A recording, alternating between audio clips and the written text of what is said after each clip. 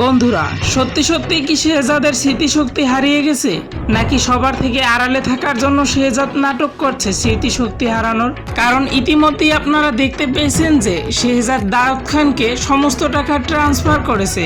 এই টাকা ট্রান্সফার করার জন্য শেহজাদের আগে পিন নাম্বার লেগেছে। শেহজাদ যদি সত্যি সত্যি স্মৃতিশক্তি হারিয়ে ফেলে, তাহলে শেহজাদ কিভাবে তার পূর্বের পিন নাম্বার মনে করলো?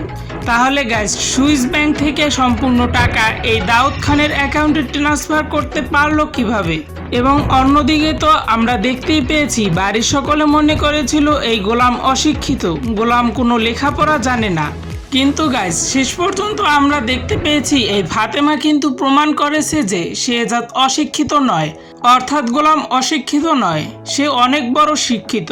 বন্ধুরা, কি হতে চলেছে দুনিয়ার টাকার গোলাম নাটকের 12 নম্বর পর্বে? 12 নম্বর পর্ব আপনি কবে, কোন সময়, কিভাবে দেখতে পারবেন সম্পূর্ণ আমি বলে দেব এই ভিডিওর মাধ্যমে।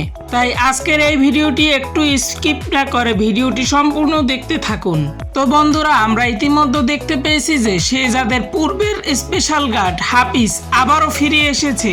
হাফিজ কামব্যাক করে কিন্তু শেহজাদের আম্মার কাছে গিয়ে জিজ্ঞেস করেছে যে শেহজাদ স্যার কোথায় আছে এখন, শেহজাদ স্যার কি বেঁচে আছে, শেহজাদ স্যার কেমন আছে।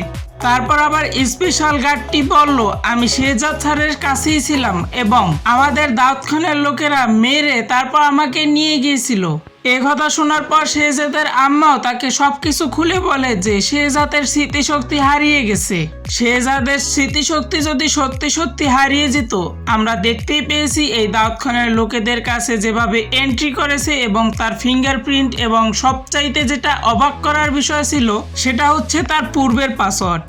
যদিও ফিঙ্গারপ্রিন্ট মেলার কথা, কিন্তু সে কিভাবে পিন নাম্বার মনে করলো, এটাই সবচেয়ে বড় কঠিন বিষয়। যাই হোক বন্ধুরা, এখন বলা যাক পরবর্তী 12 নম্বর এপিসোড কবে আসতে চলেছে। গাইস, পরবর্তী এপিসোড আসতে চলেছে বৃহস্পতিবার দিন দুপুর 12টার সময়, শুধুমাত্র প্র্যাঙ্কিং এন্টারটেনমেন্ট ইউটিউব চ্যানেলে।